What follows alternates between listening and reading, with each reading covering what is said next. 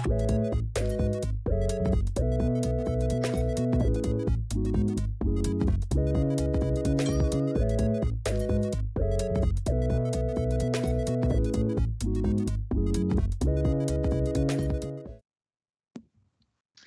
what's going down, everybody? Welcome to Show Me the Meaning, Wisecrack's movie podcast. Show me el fauno.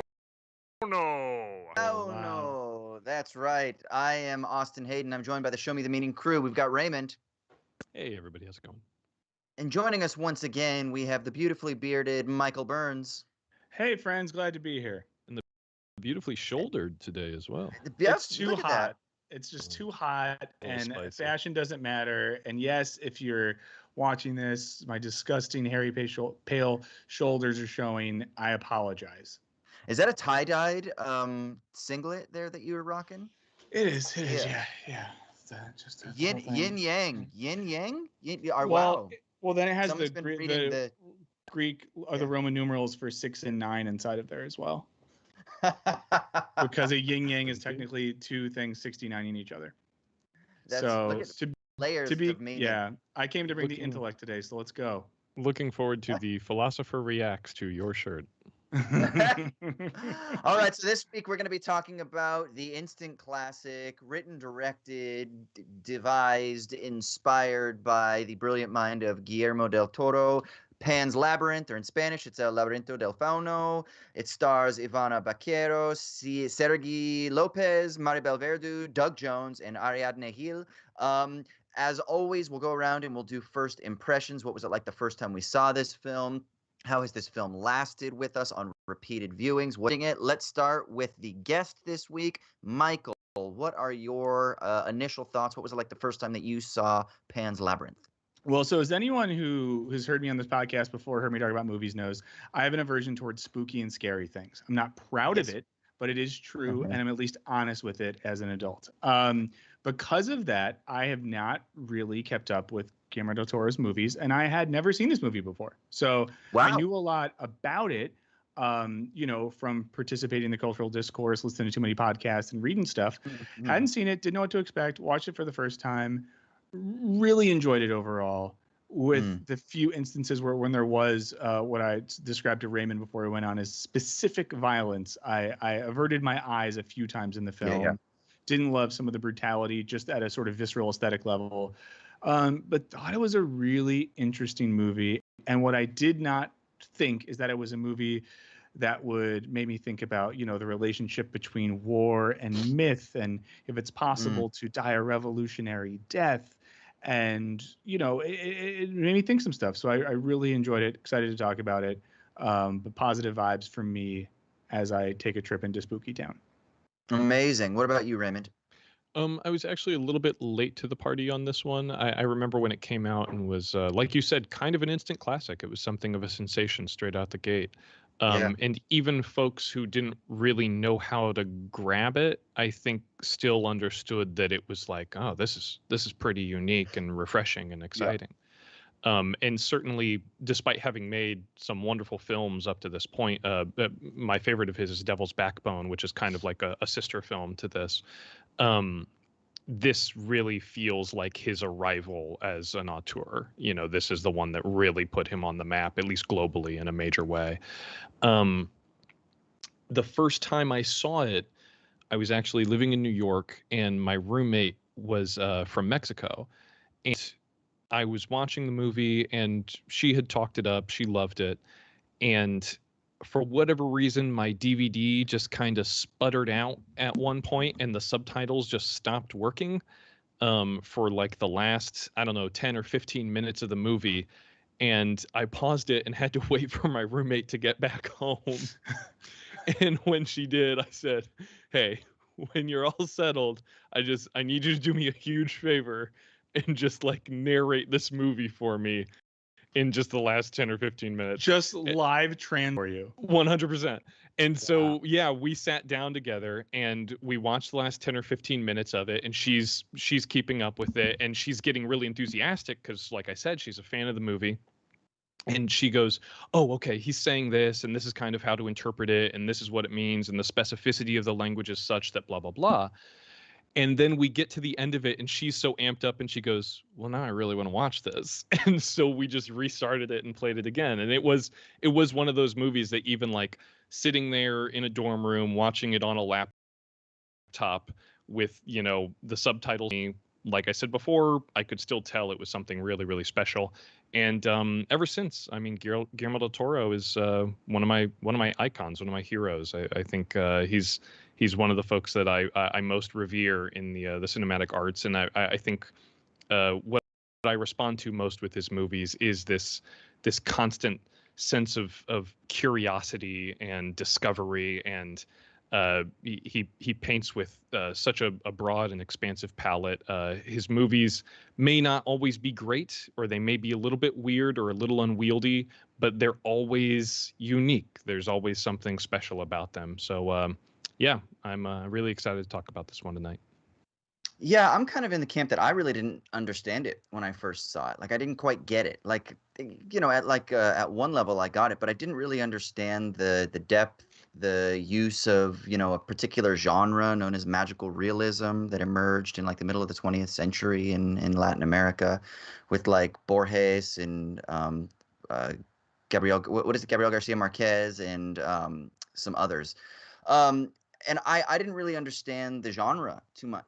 So I saw it and I thought it was going to be like a fairy tale. And I was like, oh, this is scary. That's like a scary monster. Like, I thought it was going to be kind of fluffy, like Disney-like, because I was told that it was a fairy tale. And so I didn't really kind of get the aesthetic because I'd never seen anything of his prior to this film. So I didn't really understand what he was doing. So it kind of took me, I think, repeated viewings to really kind of fully grasp the magic and the depth and the sort of wonder and beauty that the film presents, but also what it stimulates and evokes in my own sort of musings and imaginations as I participate in the imagery and whatnot as it's played out in front of me. And so the first time I saw it, I was definitely kind of like, oh, this is cool, but I just kind of don't know if I fully get it. And then on repeated viewings, I actually think it's one of the best films that's ever been made. It's one of the most beautiful films I've ever Oh, seen. wow.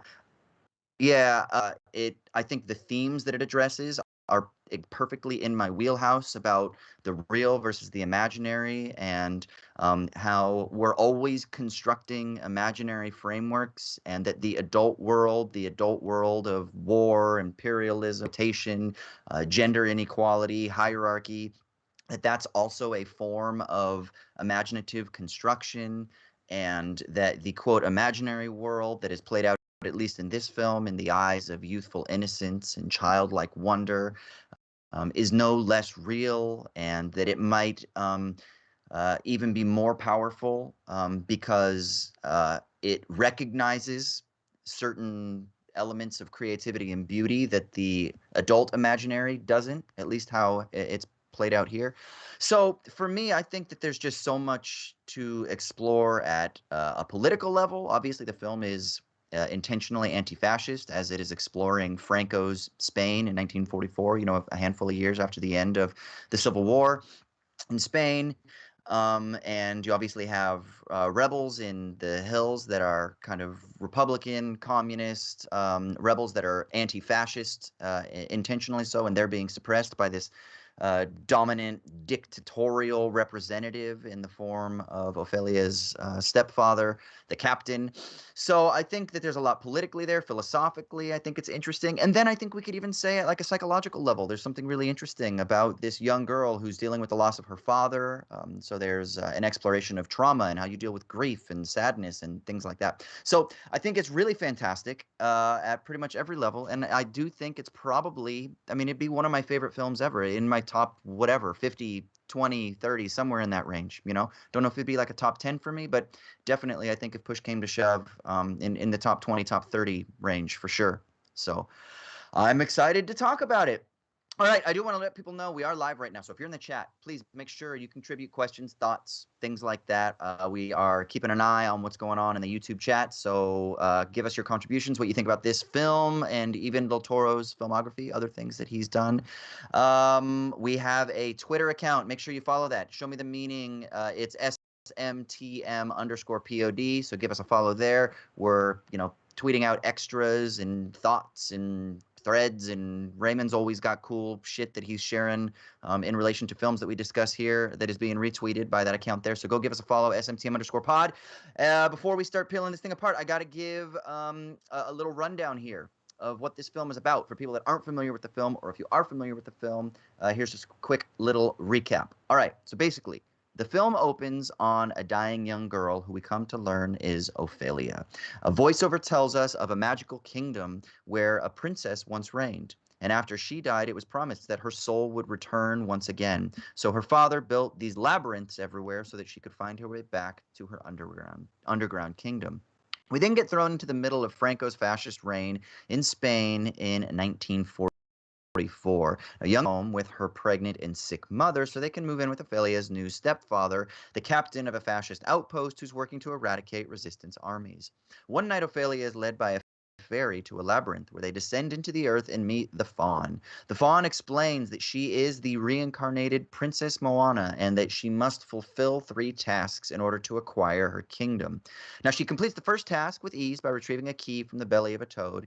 And after this, the faun gives a mandrake root to Ophelia to place under her sick mother's bed to heal her. Immediately and basically miraculously, her mother begins to feel better.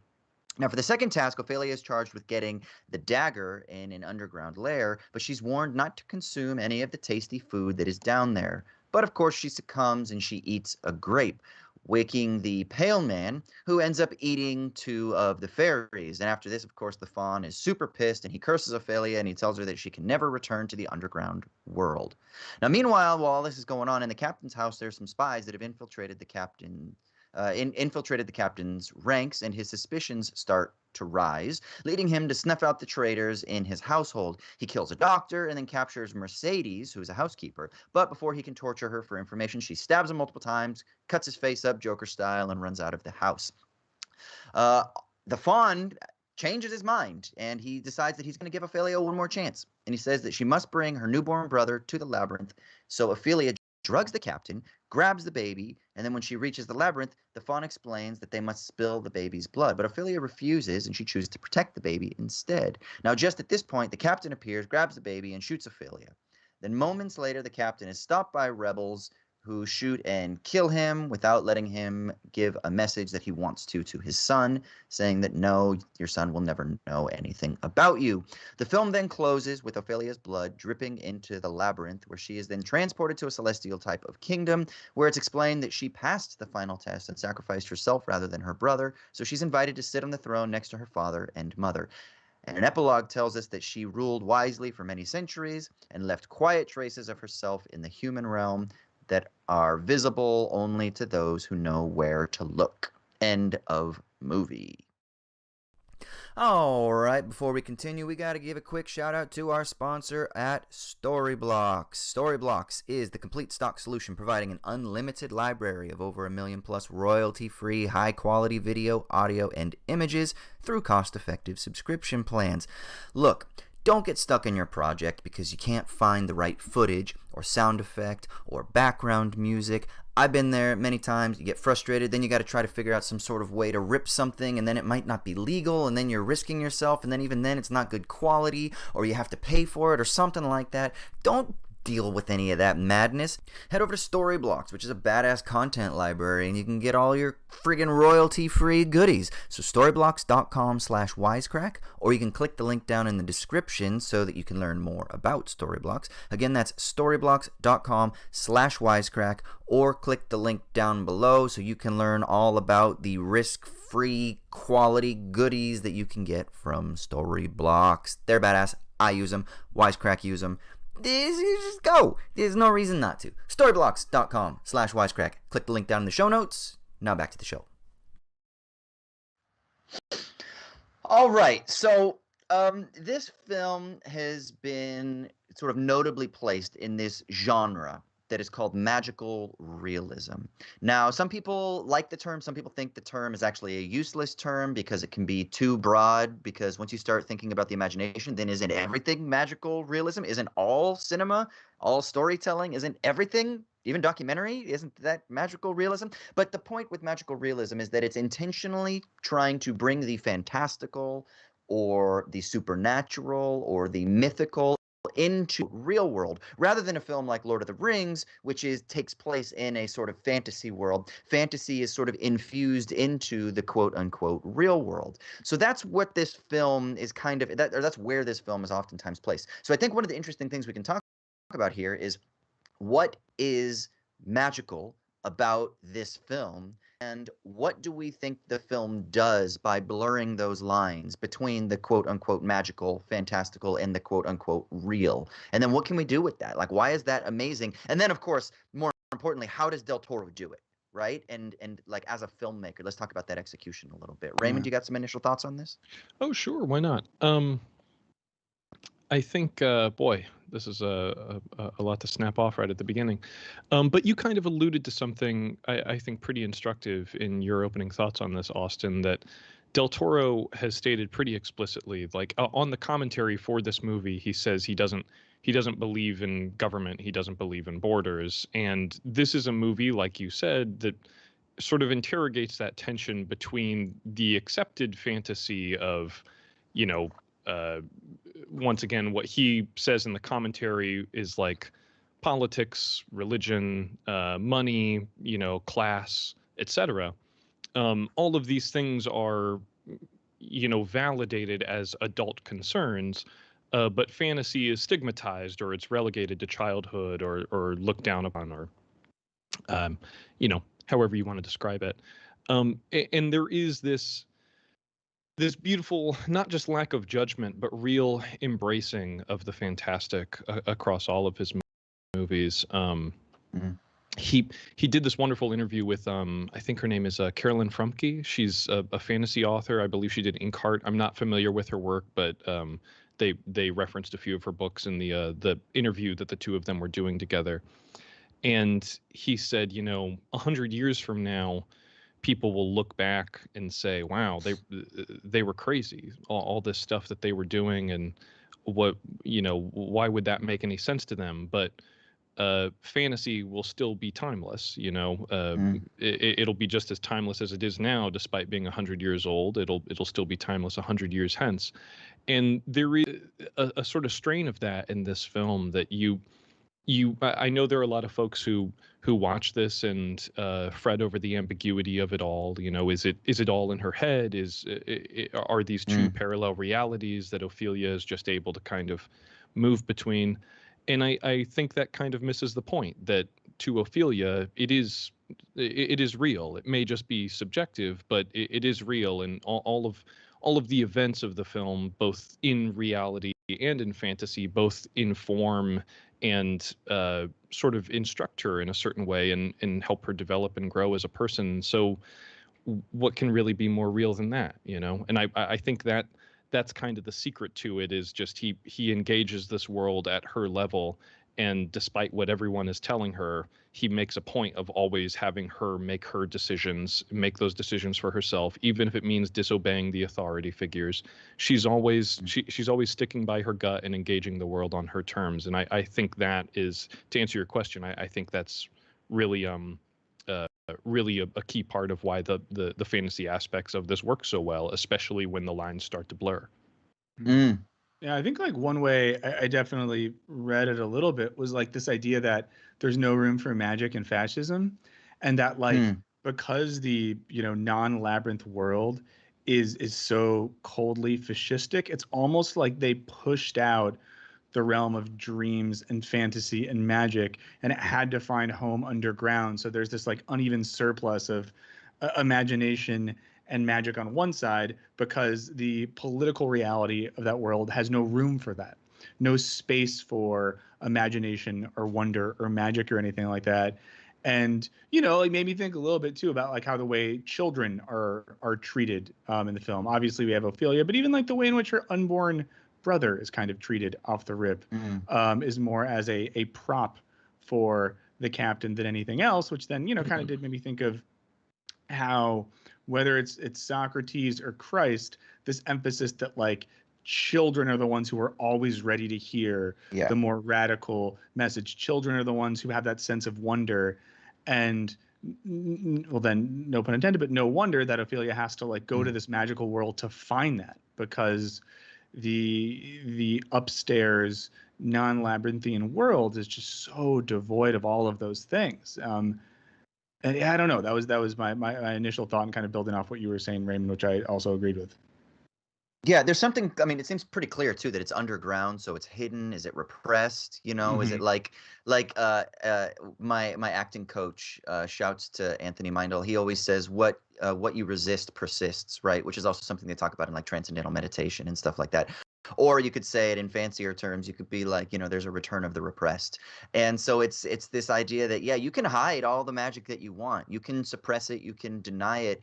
But eventually it's going to come back. Like you can't ultimately get rid of whatever it is that's being hidden. Is it the world of possibility? Is it the world of potential? Is it the world that exists outside of what you deem to be real? And one thing we can say that this sort of fascist regime, it tries to monopolize that which is real. This is good, this is bad, this is right, this is the way to do it. Those other things are not the way to do it. Those other things are the wrong way. Those other things are outside of the bounds of what we deem to be right. And if you have control over the terms of what is real, then you can control a lot of things. But I think what Del Toro does is he kind of says, but even those people who are controlling what is real, they're actually engaged in a type of fabrication.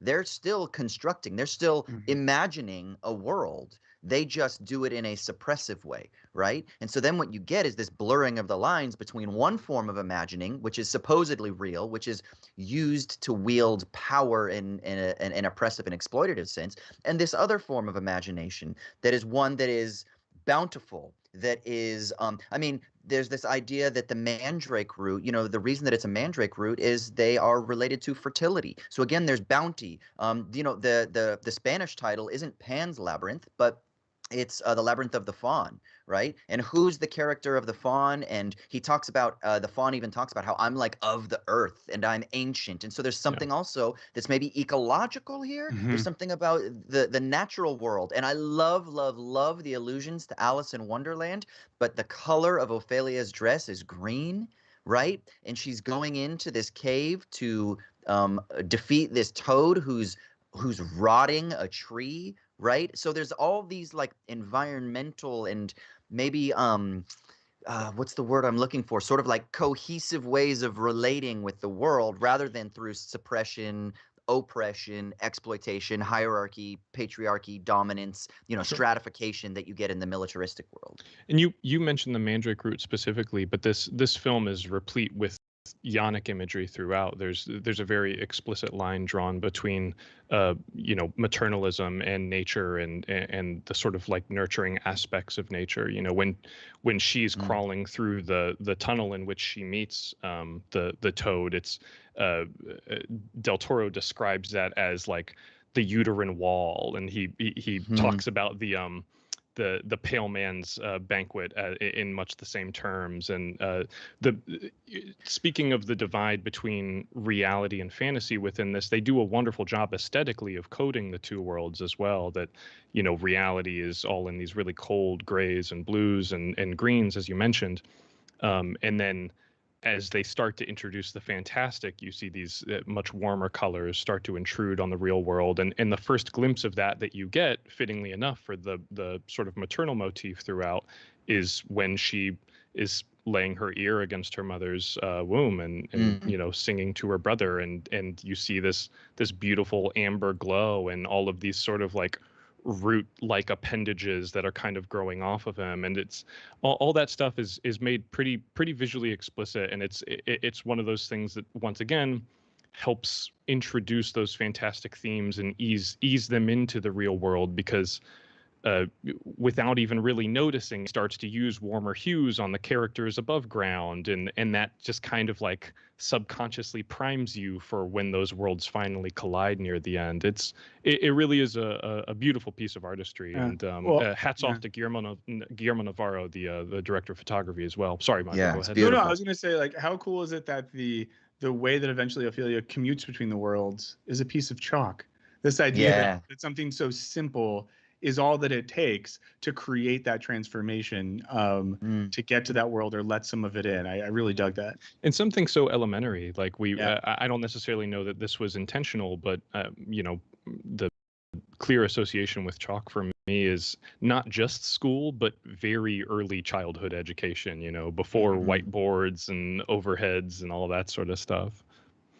Yeah, what do we think? There's something. So Misty in the chat said that they always say that fans of Miyazaki should watch Pan's Labyrinth. When you were talking earlier, I was thinking of Miyazaki too, because a lot of Miyazaki's themes are exploring children versus adults, right? Ecology, peace, nature versus sort of the industrialization and technologization of the land and of our own human quote unquote natures, right? So there's something that's being explored here. What do we think about? And philosophers love to talk about this too. One of my favorite philosophers, a French philosopher named Alain Badiou, talks a lot about youth as being like. I was gonna bring him up later. I had this note. It was gonna be all smart and how you did. So when I do it, people will be like, "Wow, Michael comes on and just like fucking copies whatever Austin says." It's pathetic. Sorry, keep going. I mean, to be fair, we did study at the same place and with some same influences. So, whatever. I'm totally out of my depth with the two of you. All I do is watch movies. Hey, fuck, I love it. I love it. But it's this idea of romanticizing, maybe to the point of fetishizing, but romanticizing youth as an agent of revolutionary change. And there's something about that. And what do we think here? What is this film exploring about the innocence of childhood? Is there something just inherently good about childhood? And then is there something inherently bad about getting old and getting stodgy and getting cranky? Like, is it that, because that seems to be something that's explored, whether or not it is drawing the lines as hard as I'm drawing them now. What do we think about this tension? Well, I'm curious what you guys think about the captain's watch, right? Because that's his connection to childhood and his father and his death. I imagine it's trying to say something about these things, but how do you guys read that? I thought of it as control over time, like the most fundamental thing. So the reason he keeps trying to turn it back on, even though it's dead, his dad's time has stopped, but he keeps fidgeting, keeps trying to have control over it. And I think that the clock is one of the fundamental things that has shifted us into the quote unquote modern world. It's about a control over time, about a control over space, right? And if you can control time, you can control how your troops are being deployed, you can control how supplies are being delivered, you can control the production of goods and services, et cetera, et cetera. So if you can create and construct a way of measuring reality, and you do that through the quantification of nature in the form of time, if you can do that, then you have great, immense power. And so I think that for me that's like his fundamental form of control, which is why it's also the last thing that he looks at. And then he says, tell my son, da da da da. And Mercedes, and I love that it's a woman that stands up too, because there's also clearly like this kind of like patriarchal gender domination that is being explored too. And she says, nah, fuck you, bro. She's not gonna know. Or he's not going to know anything about you. That line rules so hard. Picking up the watch, and I think that is a lovely bit of business that he's consumed with throughout. But if most of the stuff where we see him, at least when the character is being introduced, he's deeply concerned with not only the minutia of something like the watch, but also he's peering through that little sort of jeweler's loop at a map. And if you look at the set surrounding him when he's fixing the watch, the first time you see him fiddling with it, he's surrounded by all these giant cogs, as though he himself is like part of this machine, and that he's so consumed by the gears of all of it that he misses the forest for the trees in a way. And I do think it's very telling that when he's confronted about it at dinner, that he says, no, my father never had a watch. And it's one of those things that's like, okay, what does that say about the character? Is he's so consumed or obsessed by this object, and the fact that he has to deny its very existence? Is it because he can't control it, because he can't coax his whim out of it in much the same way he's able to control everyone else around him? It's a really smart bit of writing. I like this movie, guys. Yeah, I mean that's I'm starting to realize that. I think Raven likes it. I mean, there's definitely something about psychic repression here, right? Like he can't be vulnerable. He can't explore his own daddy issues, right? Even though it's interesting, the film kind of takes place in the context of a young girl who lost her father in the war, and I wonder, was her father a rebel? like we don't really get much information. What side of the war was he on? But we Oh, just he know was that on the bad side. he was a 'Cause tailor. He tailored the uniforms for the Oh, bad did he? guys. Yeah. Okay, I missed that part. Okay, That's how okay, the mother met the captain. okay. There's also, you bring up Mercedes' line to the captain about, he won't even know your name, and that is Del Toro. I was reading, I think it was the companion book to At Home with Monsters, his museum, and he was talking in that book. There's a wonderful interview with him where he talks about how death really not necessarily the end of life so much as a natural part of life. It's what gives life meaning, and immortality is not about living forever. It's about living meaningfully and living through the words and deeds of the ones you leave behind, the ones that you love. And for her to twist the knife, like knowing that that's how Del Toro feels about life and death, for Mercedes to say at the end, like, your own son, the seed that bears your name won't even know who it's from if he continues to carry your name at that.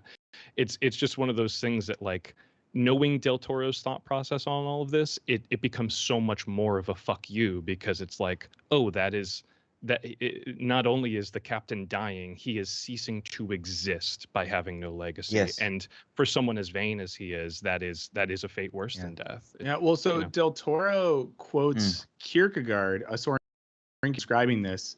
I found this quote earlier, and of course, I got all giddy when I heard he talked about Kierkegaard in relation to the movie. But Del Toro said, I always think of that beautiful quote by Kierkegaard that says, the tyrant's reign ends with his death, but the martyr's reign starts with his death.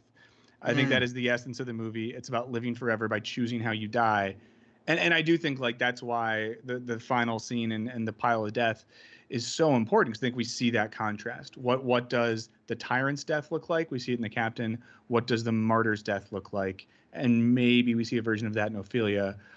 You certainly see the martyr in the doctor who oh yeah, definitely, who puts the rebel out of his misery. And on the fittingly enough, on the commentary, Del Toro says that the last 15 or 20 paces that doctor takes before being shot, he told the actor, this is the pinnacle, this is the highest moment of your life you've ever done, and you're going to die knowing that. Yeah. I mean, this connects back to something Austin said. Oh, go ahead, Austin. No, go ahead. Yeah. No, and this just reminds me of the French guy you brought up earlier, who likes that idea of, like, of becoming immortal, which just means, like, living for an idea or a cause that transcends your mortality, so that in a sense you can be a martyr, you can live forever, you participate in something that's so great that even after you're gone, there's still the effects of that are happening. You're still connecting to that idea. So these effects, let's say they're there, but at the surface, right? And the whole epilogue where it says they're visible only to those who know where to look. So is that the idea that Ophelia, that her martyrdom, the imprint that she left on the world is there? And it's kind of, because it's a fairy tale, so we could kind of imagine you telling this to a child and then inspiring your child to look for the marks of Ophelia. Right? So it's almost like, I just got chills. I don't know if you guys find this. I literally just got chills thinking about this. Gave but it's yourself like goosebumps, buddy. I did. I gave myself goosebumps. But it's like this beautiful flower is blooming on the tree where she left her dress when she went in. And so the idea is that there are these fingerprints there, but you have to know how to look and you have to know where to look. But what that does is it sort of challenges you, inspires you, and maybe even empowers you to continue to live in the wake of the event that was Ophelia, right? And there's something lovely about that. I'm just getting head nods. So I feel like I'm in church right now. I think you also amen, just, like, amen, brother. No, do you want me to tag that? Yeah, I agree. No, I too agree, Austin. Good job. I think it's one of those tough things that all three of us are going around and we're just like, you know what I love about this movie? You know what I love about this? And I'm not going to say, no, Austin, you don't love that about that movie. Right. I mean, if we need someone to be negative, I can be a little bit negative if that fuels the conversation on. I guess for me, I don't know. I think there's something about.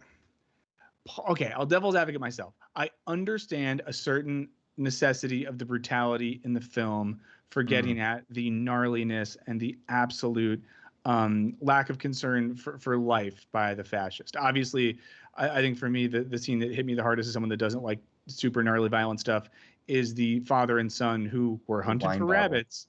Yeah, and that was like really brutal.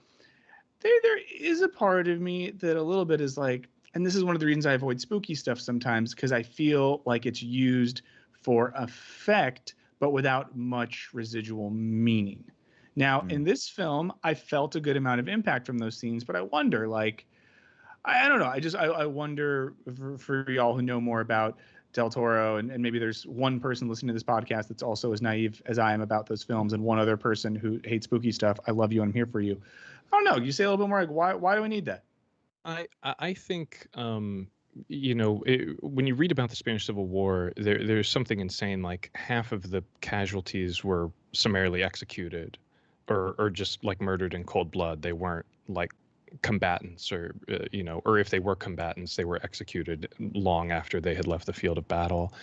And I think it was likely pretty important for him to demonstrate that brutality up front, to recognize that, like, not only is this person evil, he's inhuman. He can't be reasoned with. There's you know, there's nothing that you can appeal to.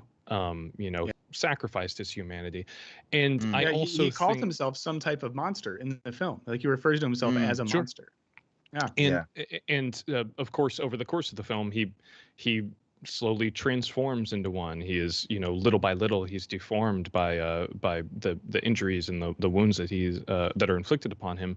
But I also think that giving the movie not only that sense of heightened stakes with his presence, but also demonstrating that this movie as a piece of art has the capacity for that degree of extreme violence. I think this is, I'm not saying this in a reductive way, but in just sort of a literalized way, it's a way of pulling older audiences down to its level, to say that, like, you're not above fantasy. Like, I want you to see the world through a child's eyes, as fantastic and as frightening as that may seem. In equal parts, take the good with the bad. I would say the only hard part I have with that then is, and I want to hear Austin's, and I just wonder this too, how it relates. One thing I had a little bit of a slight problem with was the mom, because I'm like, wow, you seem great. Ophelia loves you a lot. Why did you get impregnated and marry this horrible guy? And then, of course, I thought maybe that's like a protective mechanism. I don't know what the world was like for her when her husband died. But there was a part of me in the movie that got mad at Ophelia's mom for putting her in that situation to begin with, which took me out of it momentarily. Yeah, interesting. So there's so much here that I thought was fascinating. You were talking about how the captain is referred to as a monster. He sort of transforms into a monster, and then he gets Joker-fied. And then the sort of brutality of, let's just take that one scene where he uses the wine bottle to smash the young man's face. I like the fact that the quote unquote real world has humans who are more monstrous than the monsters of the underworld. Although the Pale Man is pretty fucking scary, but the Faun, just from his appearance, is terrifying. And you're like, oh my God. But yet Ophelia's not afraid of the Faun. And these fairies are pretty creepy looking. They're not like Tinkerbell, right? It's like they're kind of a little scary. They kind of look like orc-like. They're kind of demon-looking, and they're kind of creepy, right? This wasn't like Julia Roberts and Hook, you know? No, it's not. Although I heard she was much more difficult to work with than the fairies. So you know, what you get then in the real world is the world of monsters, like real monsters, bad monsters, the monsters of imperialism, the monsters of fascism, the monsters of oppression, things like that. And I think one of the things that's interesting is, well, where do these stories come from? These stories come from the fears of what is potentially in humanity that are then monsterized in the form of vampires and werewolves and ghosts and goblins and ghouls and things like that. Because it's actually us. And this goes back to what we talked about with Apocalypse Now. Like, horror has a human face. It's really like the worst of what is possible within humanity that we deem to be the monstrous, right? But it doesn't mean that you have to look like a monster to be monstrous. You can look like a monster and actually be the hero, right? Like Hellboy is a great example of this, right? looks like a monster, but is kind of a hero. Well, with this, you can look like a nice looking, put together, you're serving your country, and you're a Yeah. fucking monster. And I think that's important because then the quote unquote real world is still then the world of monsters and fantasy and grotesque violence. So when he smashes that young guy's face with the wine bottle, it needs that level of brutality of the story to make the real world fantastical, because no one's face actually caves like that with a wine bottle, right? You How can't do you stretch know muscles. that? I don't like that you Well, know that so confidently. well, Del It, Toro so I actually think said that so. that It's was almost based on. comical, Well, right? Del Toro said that was actually based on something he witnessed firsthand. That he got into not necessarily a bar fight, but he and a friend were jumped, and some guys were hitting Guillermo del Toro with a chain, and their friends were hitting Del Toro's friend with a wine bottle or a beer bottle, I think it was, and the beer bottle just didn't break, and they kept just jamming it and jamming and just hitting him and hitting him, and he was like, "I'm getting my ass beaten with this chain," and all I could think about is like, it always breaks in like westerns and stuff. Like it's Yeah, just the sugar it's just glass. so Come yeah, exactly. It is one of those things that like that made a really distinct impression on him. But you talk about the relative sense of monstrosity, the poles that exist within this film, where very scary movie monsters are sort of portrayed neutrally. Maybe the Pale Man is a little bit more malevolent, but he still has some rules. Whereas, once again, to reiterate, like you were saying, the folks above ground, not so much. They can't be reasoned with. And he did this interview a while back where he was talking about how the reason he has such a passion and affinity for monsters, this is something you can't talk about Del Toro without talking about monsters, is that when he looks in a magazine or he looks on a billboard or he watches TV, he doesn't see himself. And he said something about how, I'm paraphrasing, but something about how models in magazines are so far on this side of the spectrum that if you put Frankenstein's monster on the other side, he's like, no, I look way closer to this side of the spectrum. And that just, he's like, it is part of his sort of identity, his empathy with these creatures, that that they are us, that the real monstrosity in his mind is the sort of canonized sense of beauty that everyone is expected to maintain, even though it may be unattainable. Yeah, he gave a really good speech to that effect. I think it was after one of the awards that Shape of Water got, whatever year that was that the Oscars happened. But yeah, I found it very compelling at the time, even though I hadn't watched many of his movies. Yeah. It's interesting. So, and then kind of picking up on your point, Michael, about being a little bit frustrated about why the mother would put Ophelia into this situation in the first place. I mean, the chat's going off right now with some good contributions. Donna said, it's a time frame where women didn't have many choices, Yeah. especially when such an opportunity is presented to her. Shelter and the possibility of her daughter living a better life. There's something interesting. One of the soldiers at one point, when he's touting like the benefits of Franco's regime, it's fire and bread. Every household that is united under this regime is going to have fire and bread. So it's like the basic elemental components of life. It's like if you just embrace this nationalistic, united regime, then you will have warmth, fire, which is also like the foundation of technology. Right? So there's maybe a nod to Prometheus here and this idea of humanity being bestowed with the gifts of being able to have control over nature, right? Which is also why you have the captain with the clock and standing in that workshop, fiddling with things and like the gear And Prometheus, of course, whose imagery. eyes were Yeah. pecked out. So there's something interesting maybe there. And then bread, which is food for survival, right? So there's something about creating this world that will have mastery and that will protect you. And in this world, in order to be fed and to kind of participate in the kind of like modernization of society, maybe she didn't really have many choices, so she had to Definitely fit Imagine within so. that. And so that seems like maybe the obvious way of thinking about it. But then at the same time, you still think like, what the fuck, like. I know it is kind of shitty. It is kind of, you feel like it's kind of shitty, and it's like there's an empathy that's like, okay, so we understand, but at the same time, does that justify it? I don't know. It's one of those sticky situations. There's also kind of a subtle implication that the captain may have been responsible for her husband's death, or that he was he was like he kind of had his eye on her before he was disappeared. Her husband was disappeared. So do you think then he was I think responsible there's for the I death, and think then he there's like forces her to I come? think there's kind of an Because implication that's the that most monstrous shit one could do. So Yeah. why not?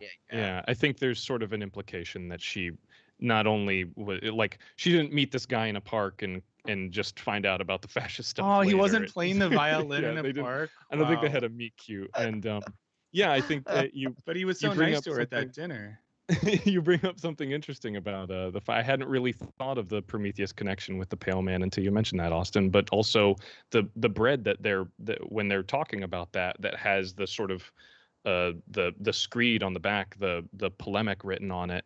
You know, that was a real thing. Like loaves of bread were dropped all over Spain with fascist propaganda written on the back of them. You know, and that's something that, like you said, within that one scene, you can see how persuasive that could be. Yeah. Can we just nerd out for a little bit now about the practical effects? We haven't been effects? nerding out already. Yeah. About the filmmaking craft. You know, we've been talking a lot about the themes and the storytelling devices. Yeah, But all let's just praises talk about due the to fucking monsters. yeah, all And the praises due cinematography and the post. Yeah. to David Martí and her name is Mansi Ribe. They're the two effects artists, the makeup artists who were awarded Oscars for their efforts in this. And just a match made in heaven. They've done, I think, most of Del Toro's work, and now, of course, after the Oscar win, they've worked on tons of stuff. And Doug Jones as well, an often overlooked actor who, you know, spends as much time underneath makeup as he does with his normal face. You know, that this really is like it's so cool to watch all the behind the scenes features on this movie and see the sort of like Justice League of practical effects coming together to make something really, really special. You know, even this was, I think, in some of his movies, the CGI cat is kind of out of the bag a little bit. Maybe Crimson Peak, which is one of my favorite of his, it gets a little bit awash, even though they used practical effects and then did CGI augmentation over it. Sometimes it feels a little bit too heavy, but this one is just a wonderful blend where they're using the CGI to extract Doug Jones's real legs and just legs behind, and I mean, there's so many incredible design anecdotes that they reveal in the behind the scenes stuff. I could talk about this all day, man. Well, let's keep talking about it then, brother. I didn't want to hog the mic. I thought you guys might have. Go. I mean, This is good it looks shit. very good. I enjoyed watching it because of how it looked good, and I appreciate the work done by those folks. I think the thing that I want to draw attention to are a couple of ways of that this film really comes to life for me. Like, one, the color palette, I think, really serves the fairy tale vibe. Like, it just looks, as soon as the film starts, it looks magical.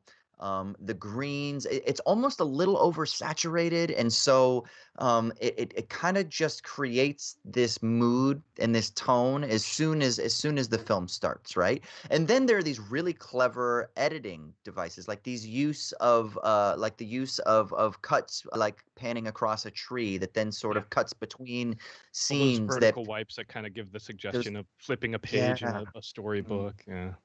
Which is amazing. And then it's the integration of practical and special effects, of CG effects with practical, that I think is wonderful. So often we see films that over rely on CG, and they don't do the monster makeup and the silicone like a Carpenter film or something like that. But I am a huge fan and advocate and supporter of the use of practical effects. I just think there's something truly wonderful about seeing a human in a rubber suit.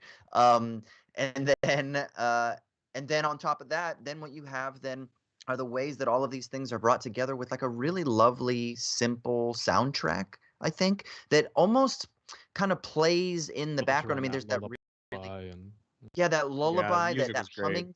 It's fucking fantastic. It just kind of sets this tone, and I really feel like it's an adult fairy tale in so many ways, but it's in the format of a child's fairy tale, but it's scary as fuck. So clearly it's not for children. And before So we move scary. on, just to double back and do a little more Doug Jones praise, I don't think folks realize Doug Jones, not only a wonderful actor, a wonderful mime, also one of the nicest people in Hollywood history. He's like the sweetest person ever. And in this movie, not only is he bringing his phenomenal physical performances to life, he is not a Spanish speaker. He learned all of these lines phonetically. They were dubbed over afterwards, but Del Toro had told him, you can just move your mouth, or you can count or something, and then we'll dub over and match it to your mouth movements and cut away when it doesn't match. And he was like, well, what the hell kind of world is that for this little girl that I'm going to be acting with? Ah, So that's for so months, great. for months in advance of going to shoot this, he drilled all of his lines, getting them down, and he said it was still pretty rusty on the day, and he had to go through pretty slowly. But to not only be giving this unbelievable extraterrestrial physical performance, but also to be doing it in a language that you don't speak, to have to learn that phonetically, and also be doing all of that while only being able to see through two little tear ducts on the fawn's face, or two little nostrils on the pale man's face. I mean, it is a top tier performance. I don't think these kind of actors, Toby Kebbell has appeared on screen a lot more frequently, but the Andy Serkises of the world, Toby Kebbell did wonderful work in the Planet of the Apes updates. And folks just don't give them the credit they're due, because this is an extremely challenging kind of performance, and there aren't a lot of folks out there who could pull it off. Yeah, one of the things I think that's interesting, and this is kind of the last thing I'll say. One more. Sorry, Javier Botet. Yeah. Shout out Javier Botet, who's like the Spanish Doug Jones. He's amazing. He did like the Crooked Man in the Conjuring movies. But sorry, go ahead. No, I think the last thing I'll say about this film, from my perspective, is that this film, it tells story, and it uses certain technological devices in telling story in a way that is so unique, because it kind of is just literally creating a world and creating a narrative and creating a way of communicating morals without, it feels like, without one condescending to like what people want to hear, or without kind of condescending to the way that we use storytelling devices. Like, there's something, I don't know if it's just because I'm like seduced by the film, but it feels very unique and original in how it just tells story, by kind of just creating a fucking fantasy and creating a way of telling a moral tale. And it's using historical experience and things like that. But I don't know, there's something so clever and unique about it that it makes sense then that the makeup is going to be unique, that the performances are going to have a unique flair to them. Like, when you create a space like that as a filmmaker, or as someone who's creating a collaborative environment, everyone kind of buys into it, and they can kind of like contribute something. And I think that's just like a really wonderful way to be a manager. And a director really is a fucking manager of an artistic project. And I think that's fucking amazing. Wow. So well put. He has wonderful control over each and every one of his visions. He describes his crew as being a table, that there are four legs. It's the director, the cinematographer, the art department, and the wardrobe department. And if the four of them are not doing the same job and not working together, then it all falls apart. And he, it comes as no surprise that he would have such a clear visual metaphor for what he does. Yeah. All right, final thoughts, Michael, before we jump into the mailbag here? Really good movie. Glad I watched it. Glad I got bullied into it. And I think anything that makes you that remains a fairy tale while talking about the wonder that's still possible in our deaths and mortalities, I find really interesting and really important stuff. And anything that deals with learning how to die and thinking about the meaning of death, I'm all in on that. So, yeah. Does it make you want to watch more of his work now that you've kind of cracked the You know what? I'll be honest. Still probably no on some of the stuff. Nervous. You will not find me watching The Shape of Water anytime soon. Maybe like God, you had mentioned the title before that he says is like the spiritual cousin. Devil's Backbone. Yeah. So I will start there. I'll say this has made me want to watch Devil's Backbone. I will see where the spirit leads me from there. That's a great one. That's kind of like the ghost story to this one's fairy tale. Cool. And it takes place 5 years before this movie and was made exactly 5 years before this movie. Like he deliberately spaced them out. And there are actually two characters from Devil's Backbone that are found dead in the forest in Pan's Labyrinth, for keen-eyed viewers. And apparently there's supposed to be a third, right? There's like a kind of spiritual trilogy that he's been promising: Devil's Backbone, Pan's Labyrinth, and then a third one is forthcoming, correct? I've heard stuff like that, but he has so many unmade projects that he'll talk about something and then he'll push the ball forward for a while, and it's tough to get a movie made, especially movies as unique and esoteric as his are. But hopefully he's got a new one coming out this year, Nightmare Alley, a remake of a really, really good movie from like 1949. Highly recommend checking out the original in advance of seeing that one if you haven't already. And yeah, I think after the Oscar for Shape of Water, it seems like he has a little bit more freedom. Hopefully he can get a few more things off the ground. Awesome. Okay, cool. Well, let's jump into the mailbag here. If you out there want to contribute, ask us any questions, send us any film recommendations, you can do so by either leaving us a voicemail at 1-213-534-8807. That's 1-213-534-8807. Or you can email us at movies@wisecrack.co. That's movies@wisecrack.co. We've got a voicemail. Let's roll it. Hey guys, this is Ernie. I'm out in Highland, California, and I was just wondering, do you think that the film Snowpiercer would have ended better if Chris Evans had taken the mantle and run the train instead of destroying it? Because everybody's going to die now. Everybody's dead, and we just got two survivors walking in the snow. And as far as we know, there's no one else left on Earth. So just wondering what you guys think. Thanks a lot. Yeah, so at the end of Snowpiercer, we talked a little bit about this last week. At the end of Snowpiercer, they blow up the train. You get a couple survivors, at least the only ones that we see at that point. You see this living polar bear off in the distance, and the question is there a little bit of hope because it's actually warming outside? So, nature will find a way, sort of thing. So maybe there's a hope for humanity, and now this sort of oppressive train system has been derailed. What do you think? Do they die? Like, there's no food. It's a snow-covered fucking mountain that they're on. Like, they don't have any food. I mean, maybe they got food back in the train. There's food now for the polar bear. I mean, those guys are mean motherfuckers. I think that may be kind of the final joke of the movie, that Bong Joon-ho knows how vicious polar bears are, and it may end on kind of an aesthetically hopeful note. But I mean, right after. Humanity should just kill itself? Is that what you're saying? If you stick around for the Avengers teaser at the end of the Snowpiercer credits, it's just a fucking polar bear wandering around with a bloody snout. Yeah. But what do we think? Could Chris Evans' character have taken the mantle, taken over the train, and then somehow ushered in more equality? I mean, this is like one of the great debates that you have between like a revolutionary type of takeover versus reformism or non-reformist reformism. Does it maintain the apparatus? Is it impossible to actually achieve the reforming ends that you may desire to see? I don't know. What do we think? Would that have been a viable option? Michael, what do you think, man? You didn't get to talk about Snowpiercer with us yet. I haven't watched it since I saw it in a movie theater, so I have very limited thoughts on it. Sure. I think they're all dead, but yeah.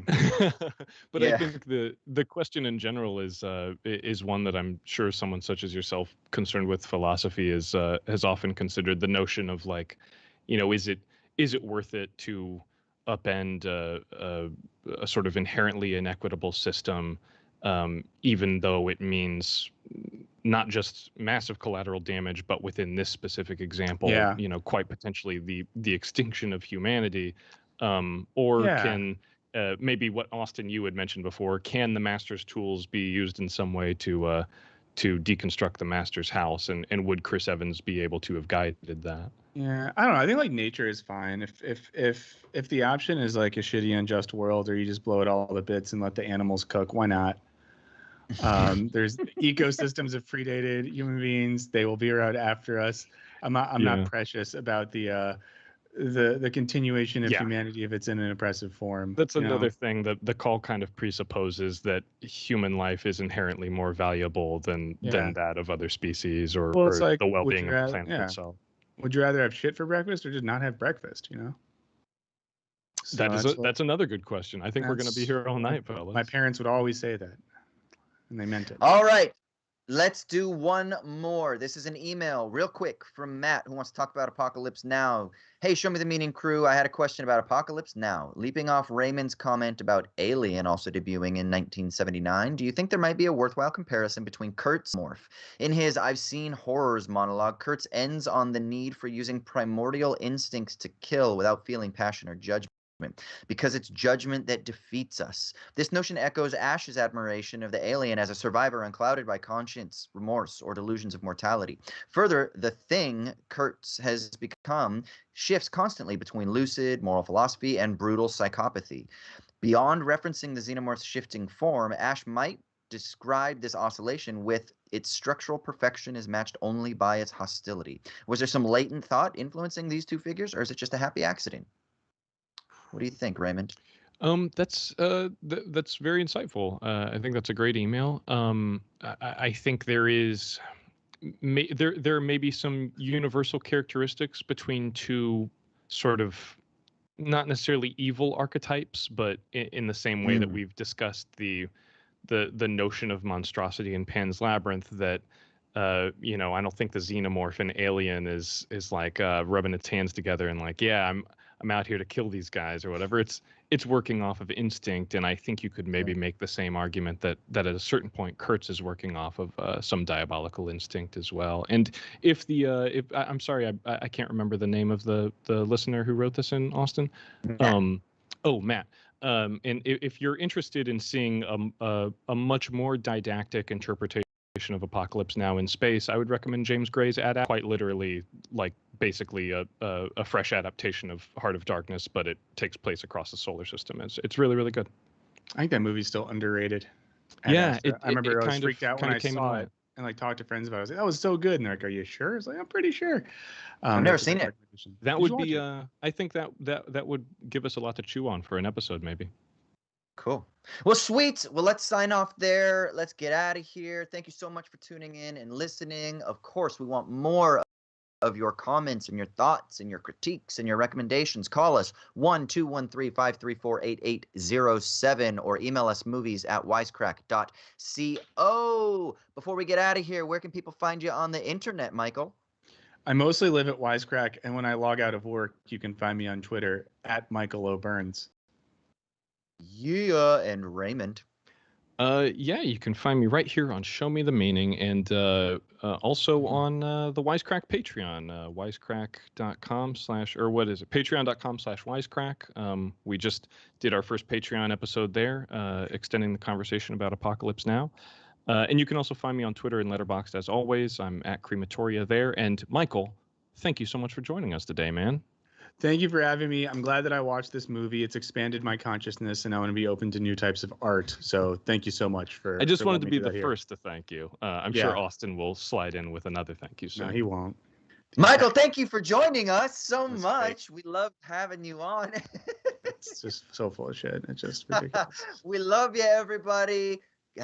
Find us on Twitter, SMTM_POD. Send us out, Raymond, will you? Live from, I guess, the Labyrinth underground. I'm just trying to work my way through this.